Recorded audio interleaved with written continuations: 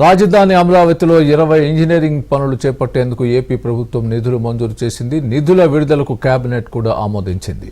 ప్రభుత్వం తాజా ఉత్తర్వులతో సంక్రాంతి తర్వాత అమరావతిలో రాజధాని పనులు వేగవంతం కానున్నాయి. రాజధాని అమరావతి పోలవరాన్ని ఏపీ ప్రభుత్వం ఇప్పటికే తమ ప్రాధాన్య ప్రాజెక్టులుగా ప్రకటించింది. ఇప్పటికే అమరావతి నిర్మాణాన్ని 3 ఏళ్లలో పూర్తి చేస్తామని ప్రకటించింది. మరోవైపు సంక్షేమాన్ని సామాజిక భద్రతా పెన్షన్ల రూపంలో ముందుకు తీసుకువెళుతోంది. అమరావతిలో నిలిచిపోయిన పనులకు సంబంధించి చీఫ్ ఇంజనీర్ల కమిటీ ఇప్పటికే ప్రభుత్వానికి నివేదిక ఇచ్చింది. ఈ నివేదిక ఆధారంగా మొత్తం 20 ఇంజనీరింగ్ పనులకు కేబినెట్ ఆమోదించింది. 11,467 కోట్ల రూపాయల నిధులను విడుదల చేసింది. ఇదిలా ఉంటే జగన్ ప్రభుత్వం రోడ్లు ఇతర పనులు నిలిపివేయడంతో 287 కోట్ల నష్టం వాటిల్లింది.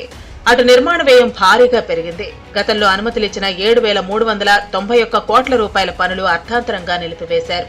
అవే పనుల వ్యయం ఇప్పుడు 34% పెరిగింది. ఇప్పుడు ఆ రకంగా కూడా నిధులు వెచ్చించాల్సి వస్తోంది.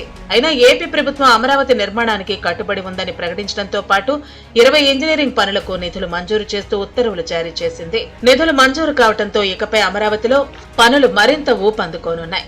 ఆ దిశగా అడుగులు పడుతూ ఉండటంతో అమరావతి నిర్మాణంపై సర్వత్రా హర్షం వ్యక్తమవుతోంది.